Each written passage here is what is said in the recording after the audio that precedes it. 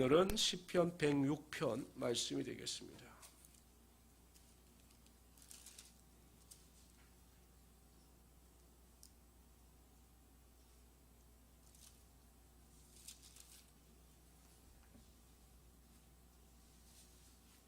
구약성경 880페이지 시편 106편 말씀입니다.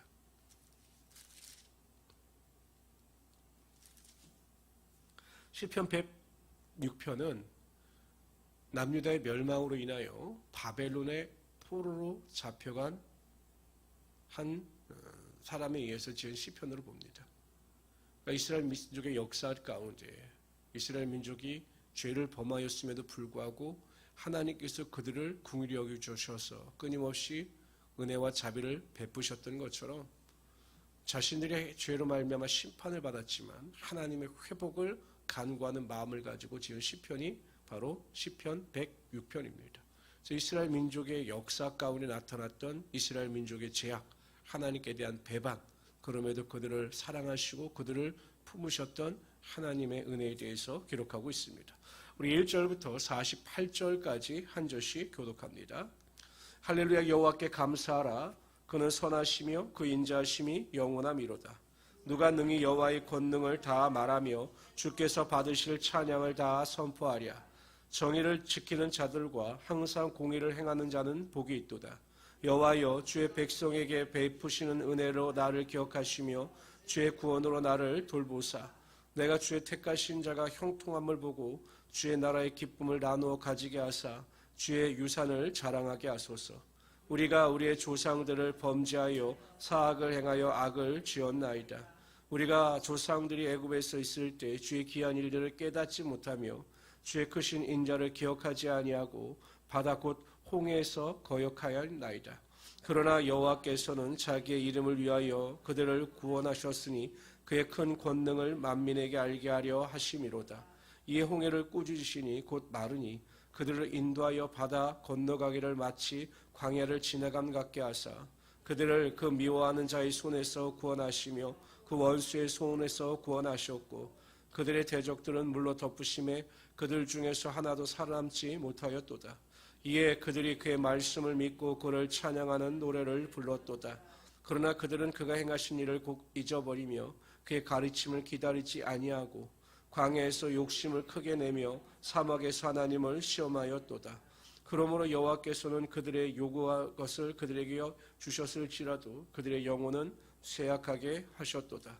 그들이 진영에서 모세와 여호와의 거룩한 자 아론을 질투하며 땅이 갈라져 다단을 삼키며 아브라함의 당을 덮었고 불이 그들의 당에 붙으며 화염이 악인들을 살랐도다.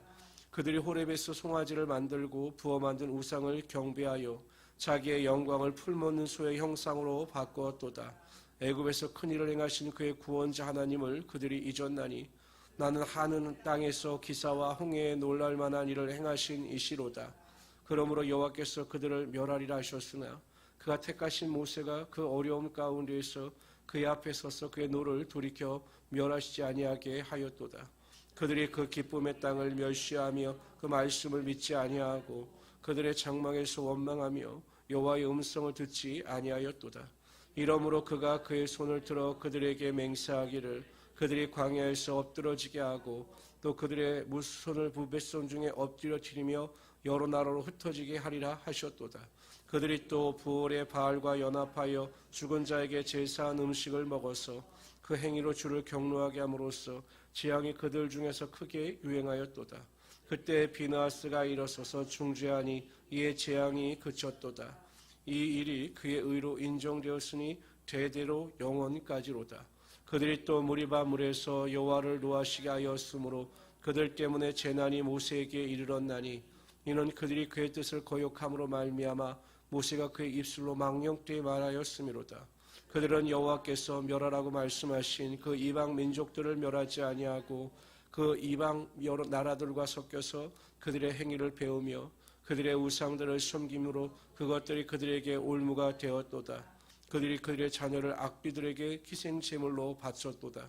무지한 피 곧 그들의 자녀의 피를 흘려 가나안 우상들에게 제사함으로 그 땅의 피로 더러워졌도다. 그들은 그들의 행위로 더러워지니 그들의 행동이 음탕하도다.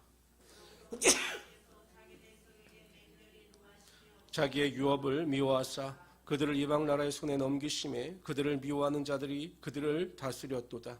그들이 원수들의 압박을 받고 그들의 수하에 복종하게 되었도다. 여호와께서 여러 번 그들을 건지시나 그들은 교묘하게 거역하며 자기 죄악으로 말미암아 낮아짐을 당하였도다. 그러나 여호와께서 그들의 부르심을 들으실 때 그들의 고통을 돌보시며 그들을 위하여 그의 언약을 기억하시고 그 크신 인자하심을 따라 뜻을 돌이키사 그들을 사로잡은 모든 자에게 긍휼히 여김을 받게 하셨도다. 여호와 우리 하나님이여 우리를 구원하사 여러 나라로부터 모으시고 우리가 주의 거룩하신 이름을 감사하며 주의 영예를 찬양하게 하소서. 여호와 이스라엘 하나님을 영원부터 영원까지 찬양할지어다. 모든 백성들아 아멘 할지어다. 할렐루야 아멘. 1절에서 보면 할렐루야 여호와께 감사하라 그는 선하시며 그 인자하심이 영원함이로다 라고 선포한 뒤에 시편 기자는 이스라엘 민족의 역사 가운데 출애굽과 광야와 또한 사사시대에 있었던 하나님의 긍휼하심과 은혜에 대해서 그 사실을 기록하고 있습니다. 그러면서 마지막 부분에 가면 그 하나님의 인자하심이 어떤 인자하심이었는가에 대해서 요약 정리하고 있습니다.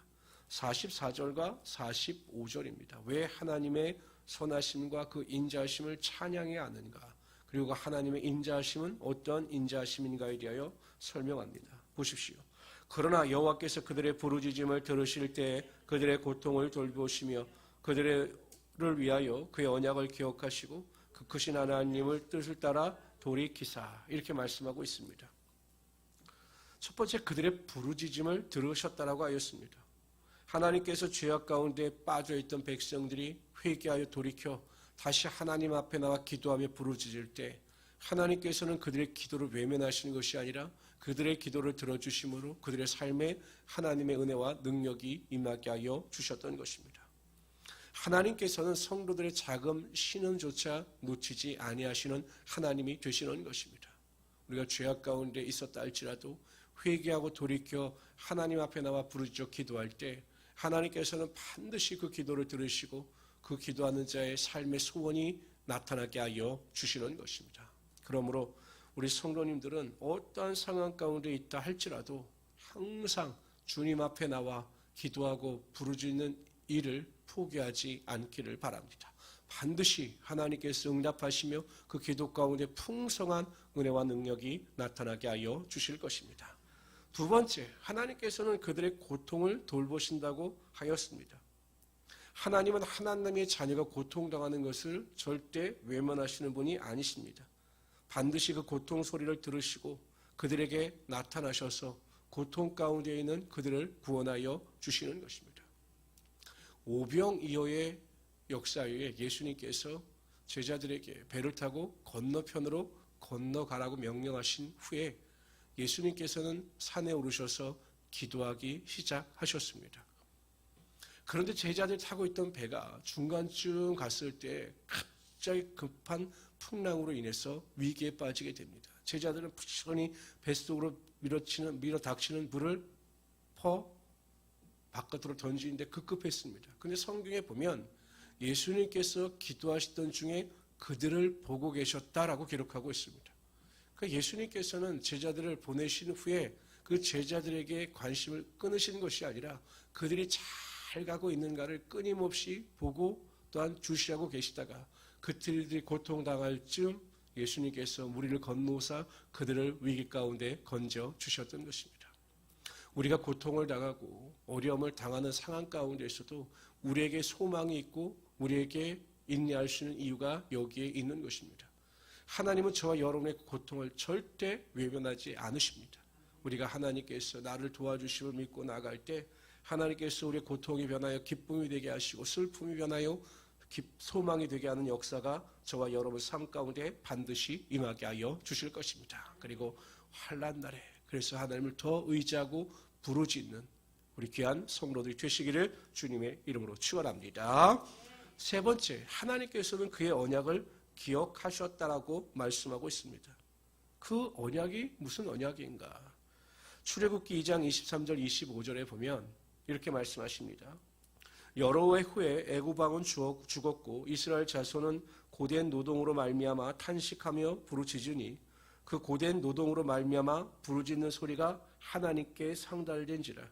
하나님이 그들의 고통 소리를 들으시고 하나님이 아브라함과 이삭과 야곱에게 세운 그의 언약을 기억하사 하나님이 이스라엘 자손들을 돌보셨고 하나님이 그들을 기억하셨더라. 하나님께서 그 애굽에서 고통당하는 그 자들의 기도를 들으신 이유가 그들을 어여삐 여기셔서 구원하신 것도 있지만 가장 큰 이유는 하나님께서 아브람과 이삭과 야곱과 맺으신 그 언약 때문이었습니다. 내가 네 백성을 창대케 하고 또 이방 땅에서 구원하여 낼 것이다 라고 맺은 그 약속으로 인하여 하나님께서 이스라엘 백성들에게 긍휼과 자비를 베푸셨던 것입니다. 하나님은 인생이 아니시 시건치 아니하시고 인자가 아니시니 후회가 없으시도다. 하신 말씀을 실행치 아니하시며 말씀하신 바를 행치 않으시랴. 이렇게 민수기 23장 19절에서 말씀하고 있습니다. 하나님께서는 우리에게도 약속하셨습니다. 성경 말씀을 통해 수많은 약속을 우리에게 하셨습니다. 근데 그 약속을 압축해 보면 그 약속의 핵심은 무엇이냐? 하나님은 절대로 우리를 포기하지 아니하시며 항상 우리의 삶에 상으로 채워주시는 하나님이 되시는 것입니다. 그러므로 우리 성도님들은 어떠한 환경 가운데 있다 할지라도 포기하지 마시고 하나님의 약속에 근거하셔서 믿음으로 선포하시며 믿음으로 이기며 살아갈 수 있는 우리 성도들이 되시기를 주님의 이름으로 축원합니다. 그럴 때 하나님께서 우리에게 약속하신 그 약속이 우리의 삶 가운데 반드시 이루어지며 하나님의 은혜 가운데 성취되게 될 것입니다. 오늘도 믿음 안에서 우리가 선포하고 믿음 안에서 기도하심으로 승리하며 살아가시는 하루가 되시기를 주님의 이름으로 축원합니다.